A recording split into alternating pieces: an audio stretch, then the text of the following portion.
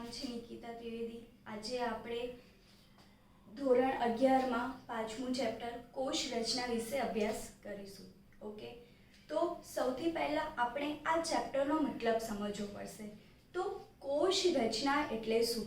સામાન્ય રીતે આપણે 9-10 માં કોષ વિશેની બેઝિક નોલેજ આપણે લઈ લીધું છે, બરાબર? તો એ એકવાર આપણે જોઈ લઈશું। કોષ, સૌપ્રથમ કોષ શું છે? તો અહીંયા લખ્યું છે કે કોષ એ રચનાત્મક અને ક્રિયાત્મક એકમ છે। આપણું શરીર છે અથવા તો સજીવ શરીર છે તે દરેક પ્રકારના કોષનું બનેલું છે, બરાબર?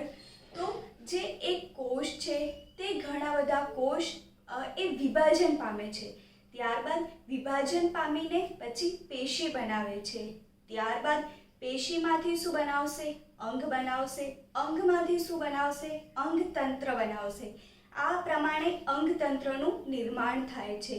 તો અહીંયા લખ્યું છે કે કોષ એ રચનાત્મક કેવી રીતે? તો મેં હમણાં જણાવ્યું તે પ્રમાણે કે કોષમાંથી પેશી બનશે, પેશીમાંથી અંગ બનશે અને અંગમાંથી સમગ્ર અંગતંત્રનું નિર્માણ થાય છે। તો એક નાના કોષમાંથી આખું અંગતંત્રનું નિર્માણ થાય છે। તો આ પ્રક્રિયાને સંપૂર્ણ ક્ષમતા પણ કહી શકાય અથવા તો એને ઇંગ્લિશમાં ટોટીપોટેન્સી પણ કહી શકાય, બરાબર? તો હવે સમજ પડી કે કોષ રચનાત્મક એકમ કેમ છે। તો હવે જોઈશું કે આ ઉપરાંત કોષ ક્રિયાત્મક એકમ પણ છે। ક્રિયાત્મક એકમ શા માટે? ક્રિયા મતલબ કે કોષ આપણા શરીરમાં અલગ અલગ ક્રિયાઓ માટે જવાબદાર છે। અલગ અલગ ક્રિયાઓ જેવી કે રુધિરાભિસરણ તંત્ર, બરાબર છે, પ્રજનન, શ્વસન, આ તમામ ક્રિયાઓમાં એક નાના કોષનું ખૂબ જ મહત્વ હોય છે। આથી આપણે એવું કહી શકાય કે કોષ એ સજીવ શરીરનો રચનાત્મક અને ક્રિયાત્મક એકમ છે। ઓકે, હવે આપણે જોઈશું કોષના પ્રકાર। તો આ કોષ બે પ્રકારના હોય છે। નંબર 1 એકકોષી કોષ અને નંબર 2 બહુકોષી કોષ। તો એકકોષી કોષ એટલે શું? તો આપણને નામથી જ ખબર પડે છે કે એક કોષ હોય તેવું સજીવ, બરાબર? તો એક જ કોષના બનેલા સજીવોને એકકોષી કોષ સજીવ કહી શકાય। તો એનું ઉદાહરણ છે અમીબા, બેક્ટેરિયા, પેરામીશિયમ, આ ઉપરાંત ક્લેમિડોમોનાસ કે જે લીલ છે, યીસ્ટ કે જે ફૂગ છે, બરાબર? તો આ બધા એકકોષી સજીવોના ઉદાહરણ છે।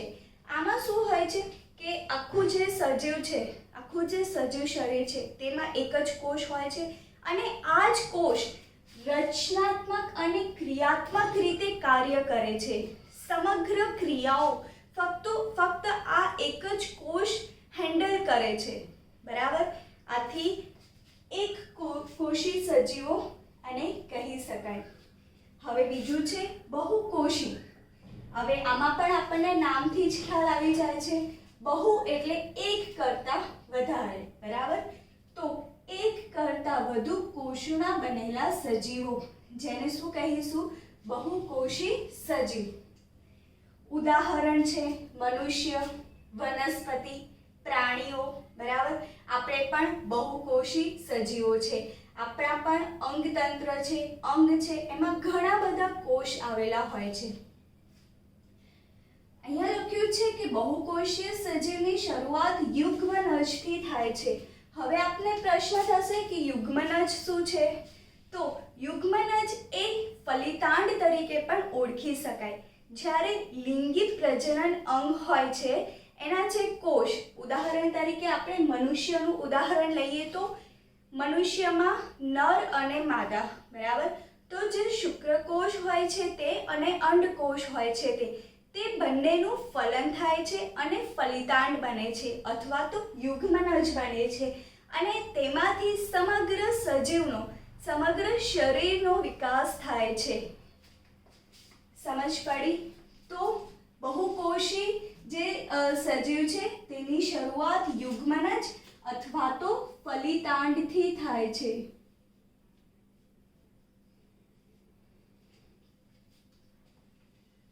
હવે કોષ છે એમાંથી મેં કહ્યું કે ઘણા બધા કોષ બને છે.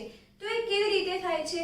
જ્યારે એક કોષ છે તેનું વિભાજન થાય, વિભેદન થાય, ત્યારબાદ જ અંગ અથવા તો અંગતંત્રનું નિર્માણ થાય છે.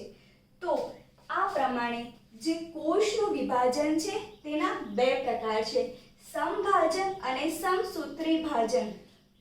હવે સમભાજન અને સમસૂત્રી ભાજનનું આખું એક ચેપ્ટર ડિટેલમાં આપણે આગળ અભ્યાસ કરીશું. પરંતુ તમારે ફક્ત એટલું યાદ રાખવાનું કે આ એક પ્રકારનું વિભાજન છે કે જેમાં કોષ વિભાજન પામીને બહુકોષી સજીવનું નિર્માણ કરે છે. હવે આપણને પ્રશ્ન થશે કે આ કોષ આવ્યો ક્યાંથી?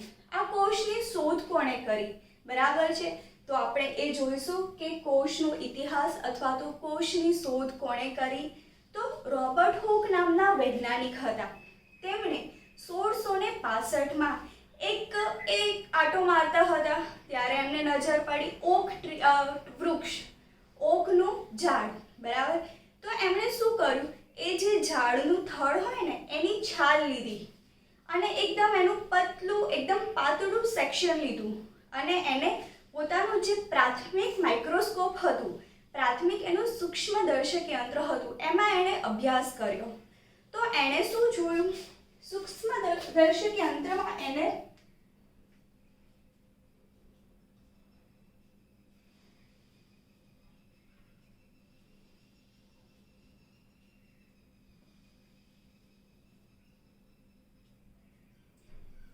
આવી કંઈક રચના દેખાઈ. રોબર્ટ હુકને સૂક્ષ્મદર્શક યંત્રમાં આવી કંઈક રચના દેખાઈ. એકદમ નાના રૂમ જેવી રચના દેખાઈ. તો એણે એને નામ આપી દીધું કોષ. સમજ પડી?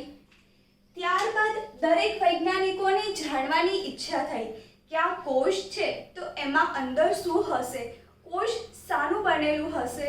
તો આમ દરેક વૈજ્ઞાનિકોએ આના પર વર્ક કર્યું, આનું નિરીક્ષણ કર્યું અને પછી એની દરેક અંગિકાઓનો અભ્યાસ કર્યો. તો અહીંયા તમને કોષ દેખાય છે. હવે આ જે છે તે શું છે? કોષ કેન્દ્ર.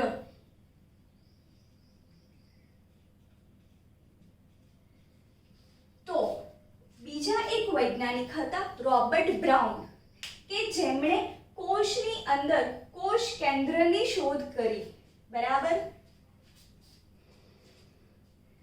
તો જો કોષની શોધ 1665માં રોબર્ટ હુકે કરી. કોષ પોતાનું જનનિક દ્રવ્ય ધરાવે છે જે આનુવંશિકતા માટે જવાબદાર છે. બરાબર. તો જનનિક દ્રવ્ય DNA. શું? DNA, જેનું પૂરું નામ છે ડીઓક્સીરિબોન્યુક્લિક એસિડ. જે શું છે? જનનિક દ્રવ્ય છે.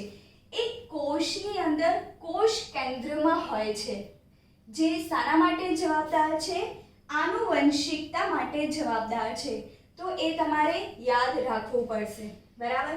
હવે મેં તમને કીધું એ પ્રમાણે કે ઘણા બધા વૈજ્ઞાનિકોએ કોષનું નિરીક્ષણ કર્યું. બરાબર. તો એક કોષવાદ. તો આપણે હવે નેક્સ્ટ જોઈશું કોષવાદ વિશે. તો હવે બે વૈજ્ઞાનિક હતા, સ્લીડન અને સ્વોન. જે સ્લીડન હતા તે વનસ્પતિશાસ્ત્રી હતા, જે સ્વોન હતા એ પ્રાણીશાસ્ત્રી હતા. તો આ બંને વૈજ્ઞાનિકોએ એમનો પોતાનો વાદ રજૂ કર્યો. એમણે કહ્યું કે દરેક સજીવો છે. પહેલા તો સ્લીડને કહ્યું કે દરેક વનસ્પતિઓ છે તે કોષની બનેલી છે. બરાબર. સ્વોન તો એ પ્રાણીશાસ્ત્રી હતા. સ્વોને કહ્યું કે દરેક પ્રકારના પ્રાણીઓ છે, દરેક પ્રાણીઓ છે તે કોષના બનેલા છે. આમ એમણે જે વાદ રજૂ કર્યો એમાં 3 મહત્વના મુદ્દા હતા. તો સૌથી પ્રથમ મુદ્દો હતો કે દરેક સજીવો કોષના બનેલા છે. સમજ પડી? બીજો પોઈન્ટ, તો એણે બીજો મહત્વનો મુદ્દો એ કહ્યો કે જે કોષ છે તે રચનાત્મક અને ક્રિયાત્મક એકમ છે, બરાબર, જે આપણને ખ્યાલ છે. હવે તો આપણને કેવી રીતે ખબર પડી? સ્લીડન અને જે સોન છે એમના કોષવાદ પરથી ખબર પડી. ઓકે, હવે એક ત્રીજા વૈજ્ઞાનિક છે વિર્શો, બરાબર. તો આ વિર્શોએ શું કર્યું? આજે સ્લીડન અને સ્વોનનો જે કોષવાદ હતો ને એને વધારે થોડું ડિટેલમાં માહિતી આપી. એણે એનું નિરીક્ષણ કર્યું અને એણે એમાં ત્રીજો મુદ્દો ઉમેર્યો. જે ત્રીજો મુદ્દો હતો એ હતો કે જે દરેક પ્રકારના કોષ છે ને તે પૂર્વ અસ્તિત્વ ધરાવતા કોષમાંથી આવ્યા છે, બરાબર. એટલે કેવી રીતે? જો, જેમ કે આ એક કોષ છે, તો આ કોષનું મેં આગળ તમને કહ્યું એ પ્રમાણે વિભાજન થયું. વિભાજન થઈને ઘણા બધા કોષની રચના થઈ. તો આ બધા કોષ ક્યાંથી આવ્યા? પૂર્વ અસ્તિત્વ ધરાવતા કોષમાંથી આવ્યા. તો આ વસ્તુ આપણને કેવી રીતે ખબર પડી? વિર્શો નામના વૈજ્ઞાનિકે કોષવાદમાં રજૂ કરી. તો તમને સમજ પડી વિદ્યાર્થી મિત્રો? આ હતું કોષની શોધ. એના પછી મેં તમને જણાવ્યું કોષવાદ વિશે.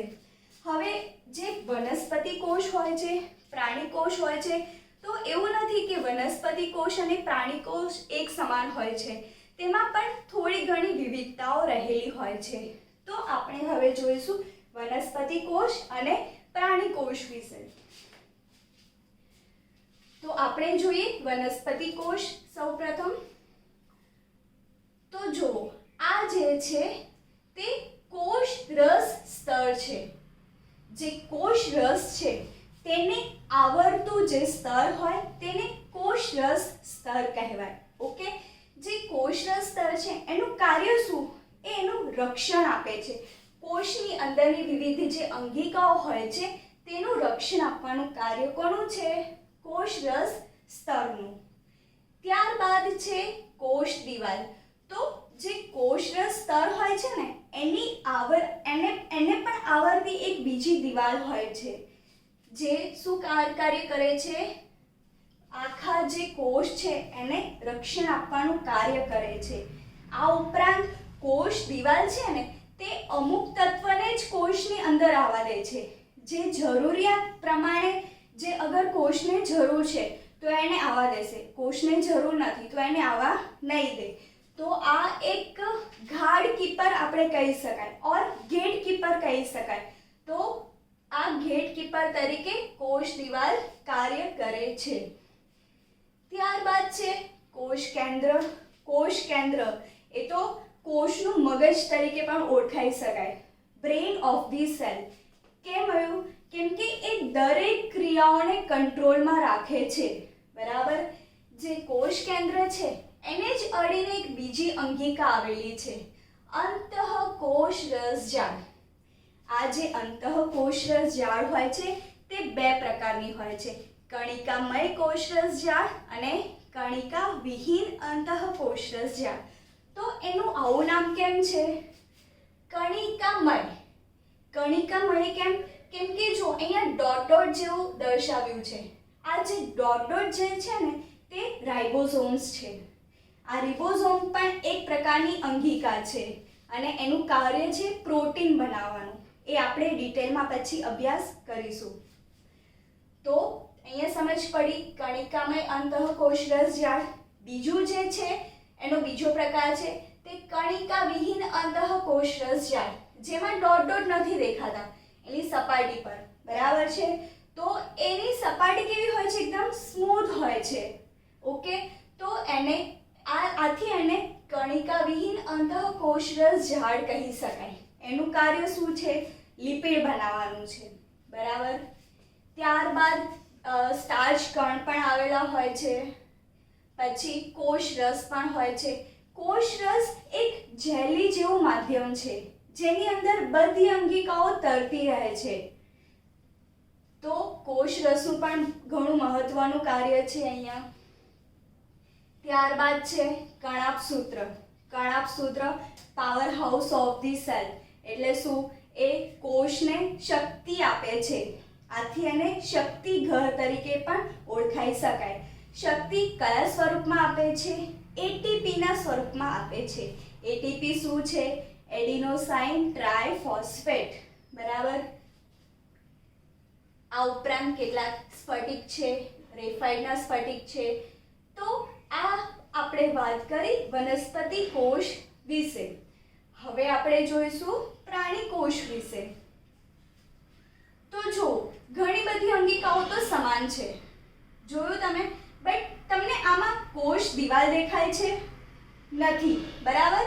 મતલબ શું? પ્રાણી કોષમાં કોષ દિવાલ જે છે, સેલ વોલ જે હોય છે તે ગેરહાજર હોય છે. આ ઉપરાંત તમને વનસ્પતિ કોષમાં તારા કેન્દ્ર દેખાય છે? નથી, બરાબર. તો અગર તમને જો ડિફરન્સ પૂછે છે બંને વચ્ચે, તો તમે શું કહી શકો કે પ્રાણી કોષમાં કોષ દિવાલ હોતી નથી અને વનસ્પતિ કોષમાં કોષ દિવાલની હાજરી જોવા મળે છે. પછી મેં તમને કીધું એ પ્રમાણે તારા કેન્દ્ર, તો તારા કેન્દ્ર પ્રાણી કોષમાં જોવા મળે છે, પરંતુ વનસ્પતિ કોષમાં જોવા મળતું નથી. તો આપણે વન બાય વન જોઈશું. કણાપ સૂત્ર મેં તમને જણાવ્યું એ જ પ્રમાણે કે એ શક્તિઘર તરીકે પણ ઓળખી શકાય છે કે જે કોષને એનર્જી આપે છે. કોષ કેન્દ્ર જે તમને ખ્યાલ છે, કણિકામય અંતઃકોષરસ જાળ અને કણિકાવિહીન અંતઃકોષરસ જાળ, જે મેં તમને હમણાં જણાવ્યું. તારા કેન્દ્રનું કાર્ય શું છે? કોષના વિભાજનમાં મદદ કરે છે, બરાબર. તારા કેન્દ્ર શું કરે છે? કોષના વિભાજનમાં મદદ કરે છે.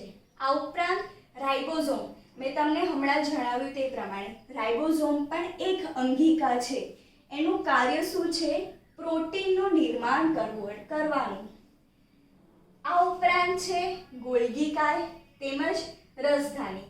તો આ દરેક અંગિકાઓ વિશે મિત્રો આપણે ડિટેલમાં અભ્યાસ કરીશું. તો હમણાં આપણે જોયું એ પ્રમાણે વનસ્પતિ કોષ પણ અલગ છે, પ્રાણી કોષમાં અને વનસ્પતિ કોષમાં પણ કંઈક વિવિધતા જોવા મળે છે. તો બધા જ કોષ જે હોય છે તે આકાર, કદ અને દરેક એની જે રચના હોય છે એમાં કંઈક ને કંઈક વિવિધતા રહેલી હોય છે. જેમ કે આપણા શરીરમાં રક્તકણ, શ્વેતકણ, ત્રાકકણ, આ દરેક જે કણ છે ને એનું કદ પણ અલગ હોય છે, એની જે આકાર હોય છે તે પણ અલગ હોય છે, એની રચના પણ અલગ હોય છે. જેમ કે એક ઉદાહરણ લઈએ તો રક્તકણ હોય છે ને એમાં કોષ કેન્દ્ર નથી જોવા મળતું, જ્યારે અન્ય જે કોષ હોય છે તો એમાં કોષ કેન્દ્ર જોવા મળે છે, બરાબર. હવે તમને એક પ્રશ્ન પૂછી શકે મિત્રો કે સૌથી મોટો કોષ કયો? તો શું આવશે જવાબ? શાહમૃગનું ઈંડું જે સૌથી મોટો કોષ છે. આ ઉપરાંત સૌથી નાનો કોષ કયો? તો શું આવશે? માઇકોપ્લાઝ્મા. તમારે યાદ રાખવું પડશે, આ એક્ઝામમાં આવી શકે કે માઇકોપ્લાઝ્મા સૌથી નાનો કોષ છે. આ ઉપરાંત હવે જે કોષ છે એના બે પ્રકાર પડી શકે, આદિકોષ કેન્દ્રી કોષ અને સુકોષ કેન્દ્રી કોષ.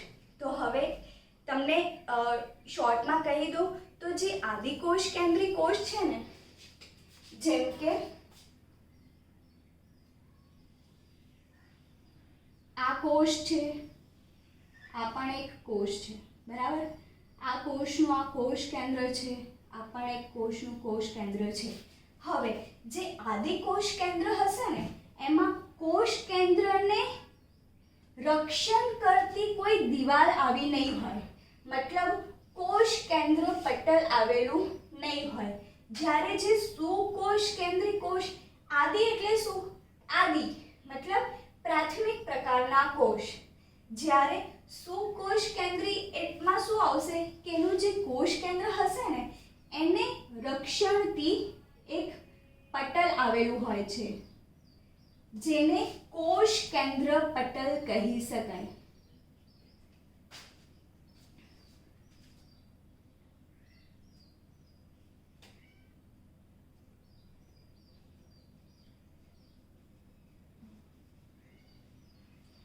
તો જે આ કોષ કેન્દ્ર પટલ છે, જે કોષ કેન્દ્ર છે એનું રક્ષણ કરે છે, તો એ આમાં હાજર હશે, આમાં ગેરહાજર હશે. તો આ એક મોટો ડિફરન્સ છે. સમજ પડી? Thank you.